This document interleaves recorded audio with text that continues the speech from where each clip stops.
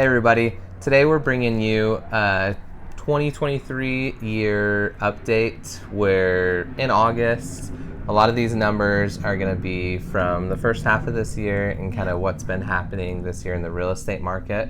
One of the coaching programs we're a part of is called Buffini Company, and this report was given by him. And so we're just going to go review some points of it and give you kind of a snapshot of what's going on nationally with the real estate market.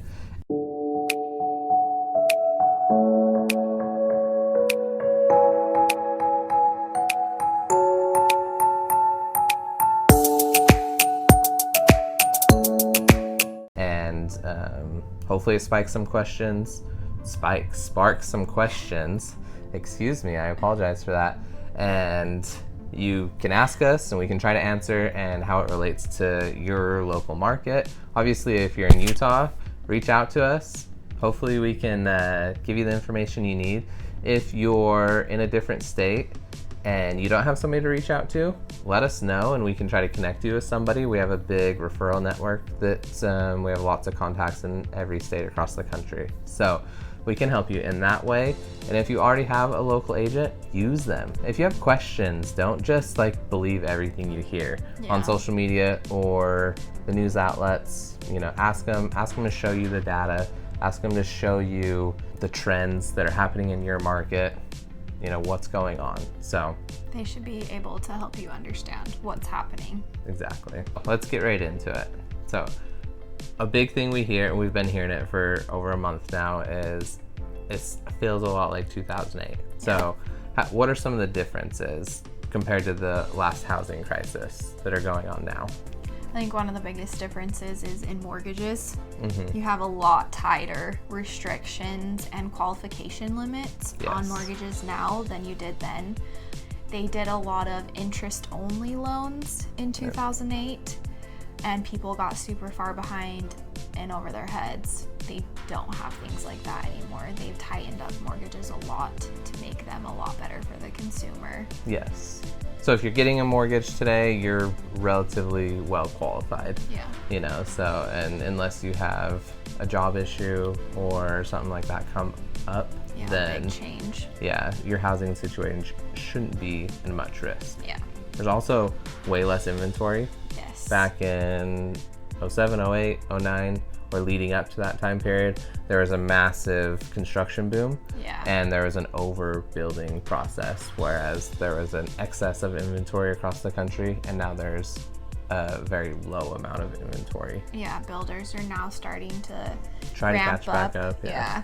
They're building to try and catch back up, but we're still very much in a deficit of what we actually need for the people we have in the country.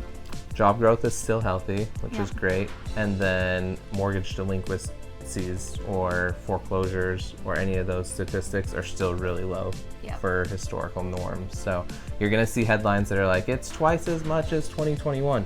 Nobody was losing their house in 2021. There was a forbearance. So it doesn't matter if you were behind or not, there was no foreclosures going on. So of course it's 2 or 3 or 4 times as much as 2020 and 2021. So you got to look at the data. If you compare it to 2018, 2019, it's still below those periods. So from 2022 to 2023, it only rose 0.4%. Yes. Yeah. So not even a full percentage. We're not even seeing delinquencies. A massive spike in those at all. So. And most people have a lot of equity in their home too. So if you are behind, you can sell instead of foreclosing. Yep. And, this number will continue to rise as we figure out the economy, and if we go into a recession or whatever, these things are always going to rise. Unfortunately, it's just part of the course, but we're not in any issues at the moment. No. So new construction is rising, which we need. Yes. That's going to help the inventory shortage. So we have about 1.63 million starts this year so far. Across the country. Yeah, across the country. Not if that was just in Utah would be in a much better place. But that is across the country. So that's about a 6% increase year over year, which is great. Yeah. Completions are at 1.5 million about, which is a 5% increase year over year. Yeah. So that's your housing starts are starting of the new construction, and then your completions are the actual completion of the building, and going from there. So of those units, about 1 million of them are single family. So, and We're then starting to see a lot more multifamily units and smaller single families to fit into that land, which helps them build them faster. yeah, Helps keep the cost down a little bit, which is nice. But you did see the rising lumber prices added about $14,000 in the cost of a home. yes, which since 2020.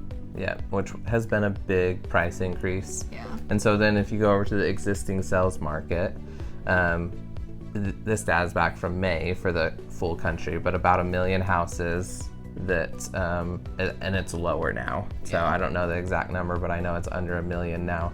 And so that is 6% down from last year as far as housing inventory that's just listed for sale, existing homes. The total home sales up to about half the year is about 4 million across the country, which is down 20% year over year. So that's a big decrease. Yeah. So you can just, people are locked in on lower mortgage rates, not as many people want to sell, right? So that's why that new construction increasing is very important, because that's how people are getting homes now, because there's not as much for sale. Yeah, people in the existing homes aren't moving. Exactly. It slows down the market a lot. So that's a big one. Market snapshot, you got your most expensive housing markets really centered in California, 7 out of the top 10. You got a Florida location in there, you got one Colorado location, and a Hawaii location. So not a surprise. So none of those locations are too much of a surprise. The outliers would be the Colorado and the Florida one, but Florida is increasing a lot. So and then you have a lot of metro areas and other areas with still massive price increases this year. So in the top 10, the top one is in Tennessee, and it's a 19% increase this year. That's a lot. Yeah, your 10 is Santa Fe, New Mexico, and it's about 12%. So, but your top 10 range, I mean, those places still have massive price growth this year. So I don't think a lot of people are expecting that. No. So, and then, other places, we'll talk about kind of a little bit of what's going on in each region, because every region's a little bit different. But in Utah, it's been much more moderate.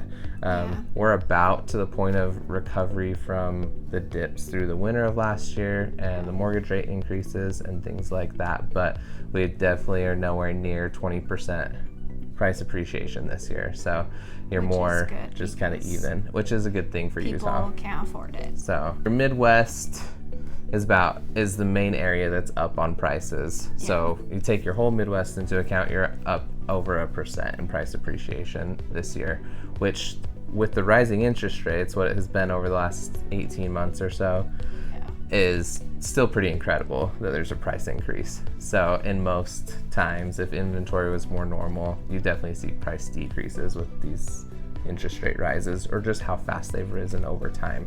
But you look at it, I think the Midwest has gone up so much because they were a lot lower and more affordable in the first place. Now that remote work is such a big deal, people can move there, and the cost of living is so much lower.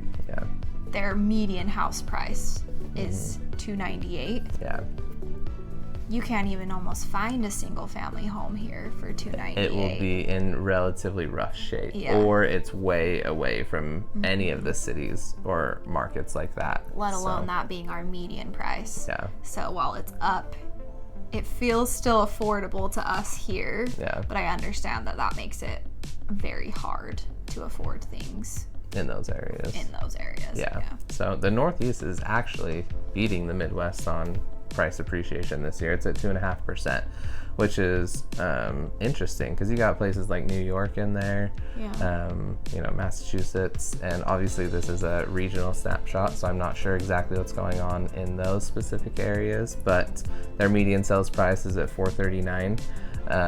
So obviously a lot higher than the Midwest, but they're still going up in price. I'm sure they had their dip like everybody else, but it is currently up.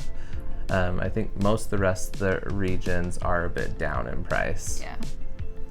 So the South, they're down almost 3% year over year. Their median's at 361 right now. So, but existing home sales, they have a ton. You saw in the Northeast it was only 500,000. You're looking at 2 million in the South. So the South is seeing a huge influx of people. They account for the southern region. So this is Texas to Florida and kind of up to the Carolinas. It's half of the home sales across the entire country have taken place in this region this year, which is incredible. So people are definitely moving there. What used to be a more affordable place is quickly becoming...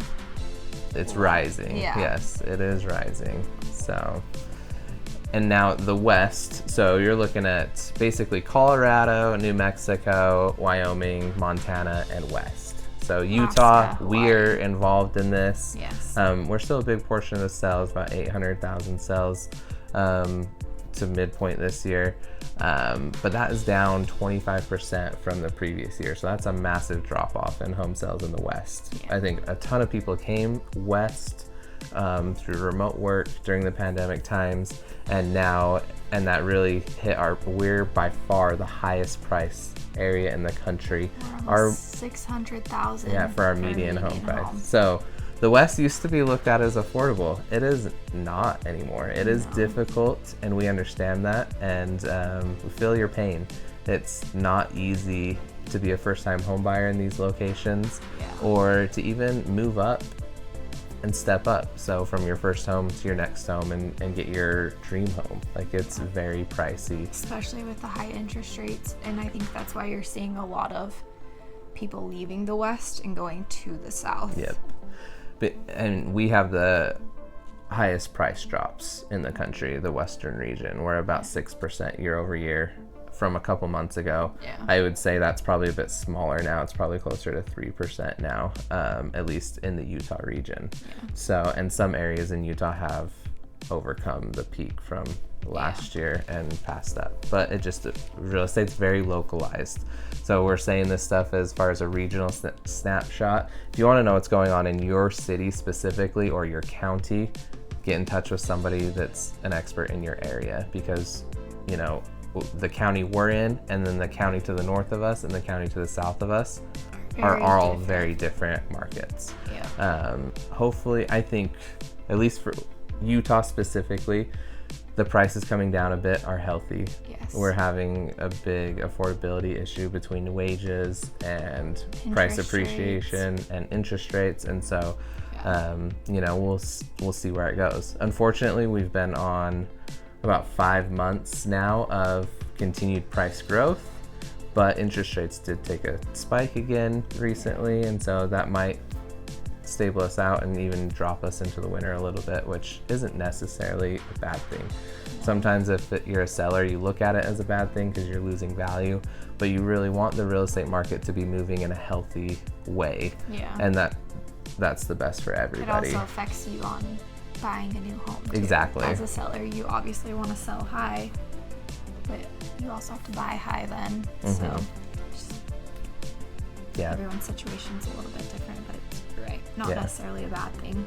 So just a little bit on mortgage rates. Obviously, between 2020, 2021, and the first part of 2022, we were down below 4%, you know, even dipping into the 2s and 3s in those time periods. And everybody got used to that, thought it was normal. It's not normal. 5 to 6% relatively over the past 20, 30 years has been more normal. We're above that though. We're in the 7s right now. You know, we keep bouncing between high 6s and low 7s, and those are not fun due to the price increases. Mortgage rates went really low, prices went really high. Now when your mortgage rates rise that high, it makes affordability difficult. And so it's in a tough place right now. So I know a lot of people are gonna say, hey, they're not that high historically, and you're right, they're not. But when prices have increased as drastically as they have, especially in the West and in our area, that rise in mortgage rate is changing your monthly mortgage payment drastically, thousands of dollars. And so, you know, you may have been able to get into a house for $1,800 2 years ago because of the low mortgage rate, but the price was elevated. Well, that same house that may cost the exact same, it's $3,000 yeah, now. $3,000 plus dollars. Yeah. You know, so you get a $1,000, $1,500, $2,000 increase just because of the mortgage rate, and so that's difficult. Now, if you can afford it comfortably and it fits within your budget, you can always refinance a little bit later. And so don't let the mortgage rate scare you, but just it takes a lot more planning right now. And so if you're in a situation where you need to sell or you need to move, that's still okay. Yeah. Rates should start relaxing as inflation gets under control and all those things take place in the economy. And nobody's fortune tellers, but yeah, I think we're kind of in the worst of it right now, or at the end of the worst of it. We hope so, you know, and it will improve because we need the affordability to improve in a lot of areas. Yeah. So, kind of your buyer profile, what challenges are buyers facing right now? We talked about low inventory, which makes it obviously a lot of competition for the better houses or even the more affordable houses, which makes it hard. Competition. I don't know that we've seen quite as many all cash buyers as we did in the past couple of years, but they're definitely still around, and that obviously adds another level of competition between you needing a loan and a cash buyer. Home prices are high, interest rates are high, which combined together make that hard. And then also just with the economy and inflation, it's challenging to save for a down payment right now. Yeah. You know, so there's a lot of challenges facing buyers right now. There always is, you know, but those are some of the highlights at the moment. The median first-time buyer age is rising a bit. Yeah. It's up to 36 years old. And then, you know, some people are like, oh, wow, like they think if they don't have their house by their mid-20s, they're behind or whatnot. But most people don't buy their first house till their 30s. So keep that in mind and don't feel like you're too far behind. Just keep working towards a plan and saving and, you know, work with somebody you trust. I think especially in Utah, that's a very common misconception because people get married so young here. Yes. And just assume they're going to be able to buy a house just like their parents right away. Yeah, it's a cultural thing for sure. And so that adds another level of, I feel like, probably disappointment for people. And like you said, feeling like they're behind the curve, but realistically, they're not actually behind. Yeah. The amount of first-time buyers in the market that take up the market share is a little bit down as well. It's at 28%. Usually it's closer to a third. But it's not drastically down, you know, so it's still possible. It just takes a lot more planning. You can't wake up one day and be like, I'm ready, I'm done renting, I'm ready to buy. Or I'm done living at my parents' house, I'm ready to buy. You gotta put a 6-month, 12-month plus plan in place to make it make sense and make sure you're prepared. Yeah. So yeah, it's taking people, you know, relatively a few months to find the house they want. What was interesting to me is the median distance from their last home used to be only a couple of miles. Now it's grown to 50 miles. So people are having to look quite a bit farther away.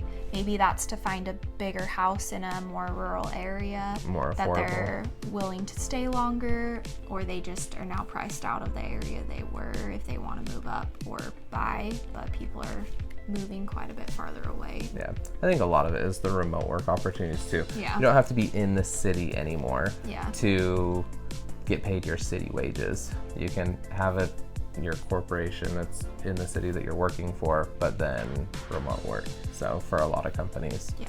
So not as much as, 2 years ago, but it's, it's still there. It's giving people opportunities though. Yeah. On the down payments, we've touched on this in the past. Don't believe the myth that you have to have 20% down. Okay, for first-time home buyers, the average down payment is about 6%. I mean, you can go as low as 3%. Yeah. But on repeat buyers, the down payment goes up because they roll a lot of their equity from their sale into the next house, and so that's around 17% for repeat buyers. So when you're talking to people that have owned homes before, the closer to the 20% down payment seems normal for them because they get to roll their equity into it. They don't save each one of those dollars. Right. Whereas as a first-time home buyer, you have to save each one of those dollars for your down payment or use any Assistance programs or that are in the whatever. area. Yeah. So you It's first a lot easier for them to be like, well, you should put 20% down. Yeah. So you first time home buyers, just don't get discouraged about like trying to save up 20%. So with the cost of homes now, it's going to take you a long time if you're renting and with the price of goods and the inflation in the economy to save up 20%. Yeah. Whereas if you get in, you put your down payment, your lower down payment down, you can use the equity to gain that money and roll it into your next one. You can continue to save if you want, but you also get the added bonus of your home equity that you can roll into a new one. Exactly. So sellers, okay? A lot of the main reasons for selling are to be closer to family and friends right now. So, or moving for retirement is always up there. Neighborhoods become less desirable as they age, and so they want to move up into a newer neighborhood so they don't go through that lifestyle changes and the neighborhood no longer fits for you. Yeah, home may get too small as your family grows. So all those types of things are big reasons that people sell right now. And those are pretty constant. The reasons people sell, they don't change that often. It's work related, it's family related, it's, community related. Lifestyle changes, stuff like that. So now this is countrywide. So, and again, back to the localization of real estate. Median days on market for about the first half of the year is about 18 days. So it's a little bit up from last year, I believe. Utah, we were a little bit higher than that, but even for Utah, if you're like further north in like the Logan area, that's further away from Salt Lake City, it's going to be a higher days on market. Whereas if you're closer to Salt Lake City and it's priced appropriately, it may be lower than 18 days. So these are national numbers again. So about 24% of homes still selling above list price, which is a pretty good number. And then almost 3% of them received multiple offers still. Yeah. So, which is, I said that wrong. Yeah, so not 3% of them, but 3 is the median number of homes received multiple offers, 3 offers. So it's still a relatively good time to sell. You're still getting most of the value out of it that you want in most situations, and you're getting multiple offers to pick from. Not 50 offers like 2 years ago, but still a couple to pick from, and you're selling relatively quick if it's priced right and in a market that's moving fast. So there are some markets that are more up in the 2-month time range, and I'm sure longer in some areas. We'll talk about benefits of staging a little bit, because this is important to us. Staging a home or getting it designed before you list it, it's really big on increasing the top dollar value that you can get for the house. So a poll of buyers, they said the most important rooms to them to see staged were the living room, primary bedroom, and the kitchen. Yeah, and I would throw the dining room in with the kitchen. I know they didn't on this survey, but to me they're kind of connected, right? It's that open concept in a lot of homes now, so they're kind of together. Yeah, so you want to kind of declutter. If you're selling, you want to declutter, depersonalize the space, and really get it staged for what's going to attract the most people, right? And then that's going to help you get top dollar for your home. We both from buyers that we work with and sellers that refuse to do staging or don't stage as heavily, you definitely do see some price hits as far as it just doesn't show as well, the home. And then also the buyers, the biggest complaint is there's so many family pictures, or there's so many like very custom unique decorations in the home that they can't see what their own stuff would look like they don't have the imagination for it, and so it becomes a block when they're so specific to look past that, because it almost feels like a part of the home now. And I think along with staging, high quality photos, high quality videos, marketing, things like that really help to showcase your home and the staging you've done to give it the best light that it can have. And I think that really helps people to be able to visualize that. So across the country, staged homes are generally getting about 5% more purchase price on their offers and their sales price than similar homes, similar quality, but they aren't staged. And so staging does become important if you're wanting the absolute top dollar. But 81% of agents said their buyers made that decision because it was easier to visualize in a staged home. Mm-hmm. So while it may not bring a ton of extra value, perceived value of less time on the market, you have to do less showings. It helps buyers actually want to purchase your house. Yeah. So let's transition a little bit into homeownership and the value that homeownership brings. So, I mean, I think everyone wants to think about money first. Right? That's what's most important. Exactly. So across the nation, the typical homeowner that has owned their home for 10 or more years generally has gained about $200,000 in equity. Yeah. You know, so however much you get paid in your job, whatever, but if you're making $100,000 a year, that's 2 free years of work that you didn't do just by owning your home. Exactly. And that you've gained in equity, and that you can access in a multitude of ways, whether you sell, whether you refinance and do cash out, or whether you do HELOCs or other types of programs. So, you know, from the money side of it, if you're renting during that time period, you know, maybe there's periods of that time that you're saving versus a mortgage. The mortgage might be a little bit more expensive like it is now compared to the rents, but there's other times where rent is more expensive than your mortgage, and so that kind of sticks out. Just a variable there. Whereas if you own, you're always gaining that equity over the time. Obviously there's little downtimes like we've seen over the past year, but long term, I always go back to this in Utah over the past 30 years. If you had that same house they bought in 1990 or in that period, you'd be up 600% on that house. So, or what it was valued. Why didn't you buy a house when you were born? Right, I wish. Yeah, I should have bought a house when I was coming out of the womb. So we'd be in a great place right now. Right. So, with that variable on like rental rates, though, most people choose a fixed rate mortgage. Your mortgage principal and interest is not going to change. Obviously, taxes and insurance change a little bit over time as things get more expensive, but relatively your payment's going to stay the same over the life of that loan. And then when you have the ability to refinance, when the interest rates come down, your payment's actually going to improve, which you're never going to say about renting unless you are going to a lesser property. Yes. So you may be renting a 4-bedroom place and you move to a 2-bedroom place. Yes, you're going to save money, but I don't know a time where you re-sign a lease and it goes down. Yeah, so I haven't seen it. I'm sure it's happened on a small occasion of times, but just not very normal. So, and the other big thing is homes generally appreciate faster in value than inflation does. Yeah. So I know a big complaint is wages, right, when it comes to inflation, and most of the time wages don't keep up with inflation. No, unfortunately. But home equity gains generally outpace inflation. Yeah. So another big thing to keep in mind as far as the value of owning a home. Yeah. So as you build equity over time, your net worth increases. Yep. And when you compare it to renting, if it's somebody that's renting and versus a homeowner, generally there's a 40 times difference. So the homeowner has a 40 times bigger net worth and net value than the average renter. Yeah. So, I mean, that's a massive gap. Yeah. So there are times where renting is going to be the smarter move, and that's why you need to talk to somebody you trust and that's going to give you honest information. But then there's also a lot of times where owning is going to be the better choice than buying. So in that situation, just things you need to weigh for your own specific situation. Exactly, 100%. So, you know, talk about agents for a little bit.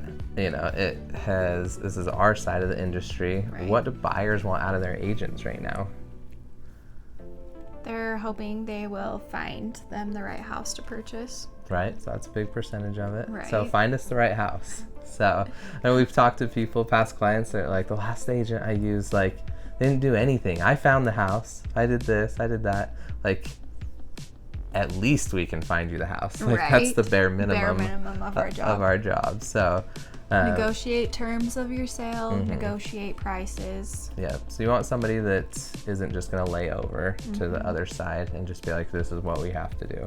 You want somebody that's going to be honest, you know, and be like, you know, we can do this. This is the possible outcomes. You know, this is what we'll push for and whatnot, and just give you as much information as possible so you can make the best decision for yourself.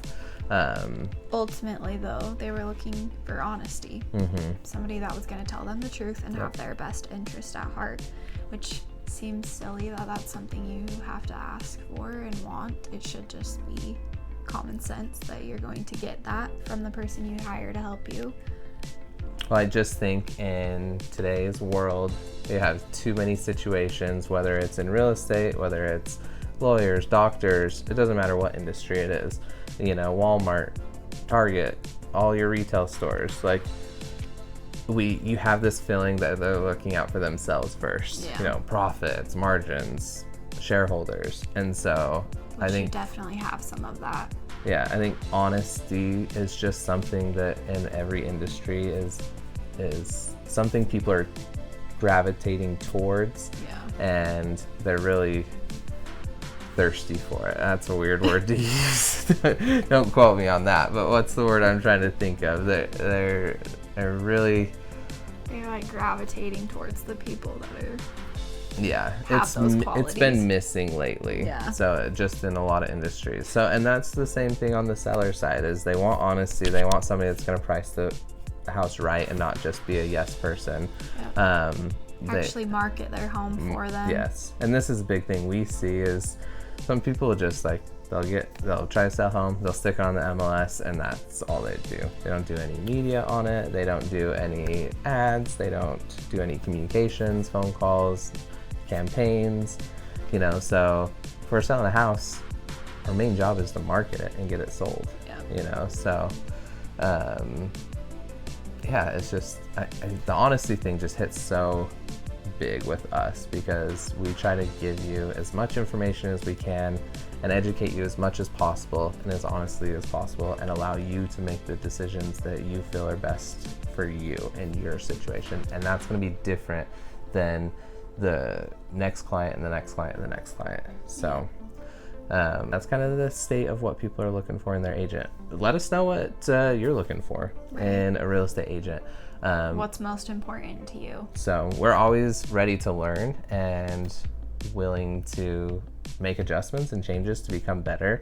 And it's always great to receive feedback on that. So and sometimes it's good to get outside feedback, because you know, sometimes your clients don't want to be as honest with you on the feedback. I mean, so it's awkward for them. Yeah, we've got some good feedback from our clients, but we work really hard for our people, and so generally we get good reviews. And sometimes it's hard to implement and improve when they're just like, keep doing what you're doing. But so, and ending this, you know, I think a big thing, you know, for those of you that are going to see this, that know who we are, have had interactions with us, and even those of you that don't know us, but you like what you've seen from us, and if you were ready to buy, you'd like to work with us, or you were in Utah, but you're not in Utah or whatever, then send us people you know that we can help. You know, most of our business is based on referral. You know, we do the social media stuff as well, but the majority is, hey, you know, I worked with these guys, they're fantastic.